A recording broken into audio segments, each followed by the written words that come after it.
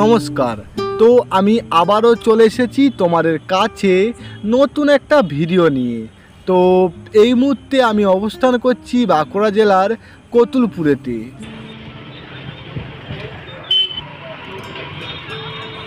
এটা হলো কতুলপুর নেতাজি মোড়ের সংলগ্ন এলাকা। জায়গাটা দেখতেই পাচ্ছ, অনেকটাই উন্নতি হয়েছে। মানে 5-6 বছর আগের কতুলপুর আর এখন কতুলপুরের মধ্যে কিন্তু বিস্তর ফারাক রয়েছে। এখন দেখো অনেক উন্নতি হয়েছে। আর এই বাস স্টপেজটা দেখো কত সুন্দর টালির ধাঁচে তৈরি করেছে। ওখান থেকে তোমরা কামারপুকুর জয়রামবাটির বাস ধরতে পারো, ডান দিকে চলে গেছে।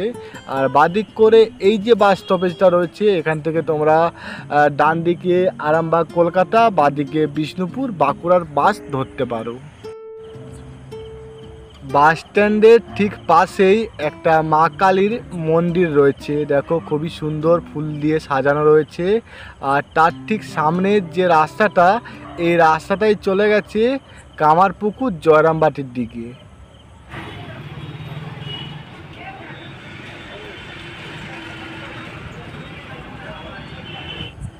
কতুলপুরের যোগাযোগ ব্যবস্থা সত্যিই খুবই উন্নত।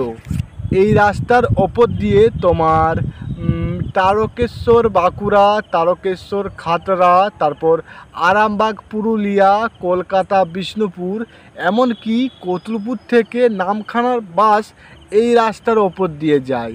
মানে বুঝতেই পারছো এই রাস্তাটা কতটা গুরুত্বপূর্ণ।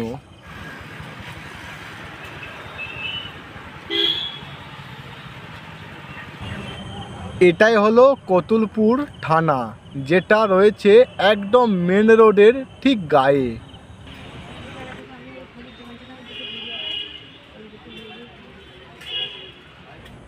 এই রাস্তার দুই ধারে অনেক দোকান রয়েছে, খাবারের দোকান থেকে শুরু করে বিভিন্ন সামগ্রিক মোটামুটি সমস্ত ধরনের দরকারি জিনিস তোমরা পেয়ে যাবে।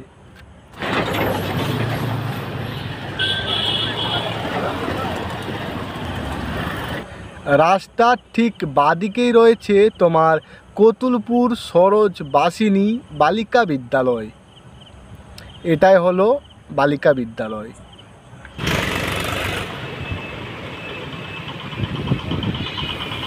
এবার তোমাদের বলবো যে এই জায়গার নাম কতুলপুর কিভাবে হলো। বহু বছর আগে বাংলার এই স্থানে কতলু খাঁ নামে একজন রাজা ছিলেন।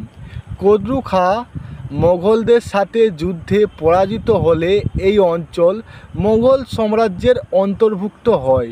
তো তারই নাম অনুসারে স্থানটির নাম রাখা হয় কতুলপুর।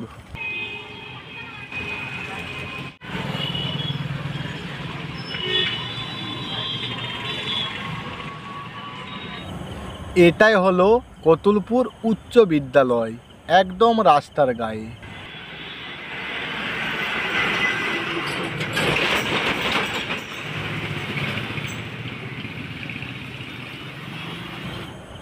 বাঁকুড়া থেকে দক্ষিণ 24 পরগনা জেলার মালঞ্চ অবধি দীর্ঘ পশ্চিমবঙ্গর 2 নম্বর রাজ্য সড়কের ওপর কতুলপুর শহরটি অবস্থিত।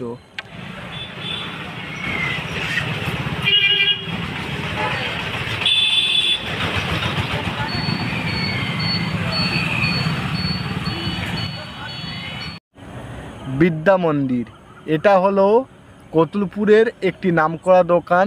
এখান থেকে তোমরা পেয়ে যাবে খেলার নানা রকম সামগ্রী, যেমন জার্সি থেকে শুরু করে ব্যাট বল, ট্রফি, এমনকি পড়াশোনার খাতা, পেন, বই।